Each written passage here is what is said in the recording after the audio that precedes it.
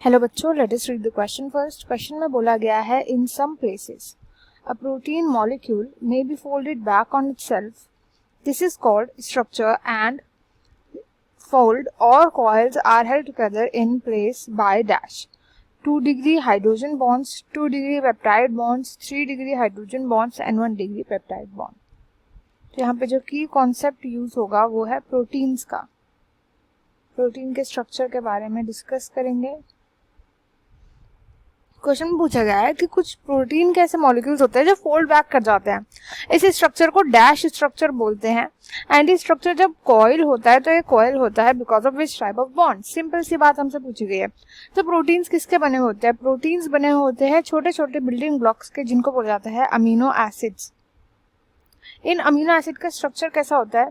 एक carbon molecule होता है जिसके पास प्रेजेंट होता है एक carboxylic group COOH, amino group NH2, एक R ग्रुप जो कि चेंज होता रहता है हर अमीनो एसिड में, एंड एक हाइड्रोजन ग्रुप। अब इसकी बॉन्डिंग जब दूसरे के साथ होती है, दूसरे अमीनो एसिड के साथ होती है, तो एज इट इज यहाँ पर NH2 जो है प्रेजेंट होगा। एज इट इज दूसरा अमीनो एसिड आता है R ग्रुप जिसका अलग होता है, सेम भी हो सकता है। ये आकर के जब बॉन्डिंग बनाता है तो ये OH बॉन्डिंग करेगा एक हाइड्रोजन से NH2 के। तो इस वजह से जो वाटर मॉलिक्यूल है वो लीव कर जाता है, एंड जो बचता है यहाँ पे वो बचता है C double bond O NH and पूरा आगे का ये पूरा मॉलिक्यूल, एंड इसी को बोला जाता है पेप्टाइड बॉन्ड। पेप्टाइड बॉन्ड जो होता है वो सिंपल स्ट्रक्चर्स बनाने के लिए काम आता है। सिंपल स्ट्रक्चर का मतलब जो प्राइमरी स्ट्रक्चर होता है प्रोटीन्स का, प्राइमरी स्ट्रक्चर बनाने में काम आता है। प्राइमरी स्ट्रक्चर को 1 डिग्री भी बोला जाता है। 1 डिग्री स्ट्रक्चर यानी ऐसे ये अमीनो एसिड है, इसके साथ आकर के दूसरा बॉन्ड कर गया, तीसरा बॉन्ड कर गया, तो इनके बीच में कौन से बॉन्ड बन रहे हैं? ये बन रहे हैं ये पेप्टाइड बॉन्ड्स। तो इनको बोलते हैं पेप्टाइड बॉन्ड्स। अब जब ये स्ट्रक्चर इतना बड़ा हो गया कि बड़ा होता जा रहा है, बड़ा होता जा रहा है, बड़ा होता जा रहा है, तो क्या होता है कि ये जो प्रोटीन बन रहा है ये आपस में फोल्ड हो जाता है अपने में ही, अपने अंदर ही फोल्डिंग कर लेगा। तो इसकी फोल्डिंग जो होती है वो दो तरीके से होती है, तो हेलिकल स्ट्रक्चर में होती है या प्लेटेड स्ट्रक्चर में होती है।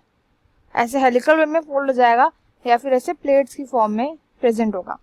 तो इसको बोला जाता है, अगर अल्फा वाले में आया तो उसको बोलते हैं alpha helical structure, alpha helix structure, and beta pleated structure, beta pleated structure. तो ये इन दोनों स्ट्रक्चर को बोला जाता है 2 डिग्री या फिर सेकेंडरी स्ट्रक्चर्स।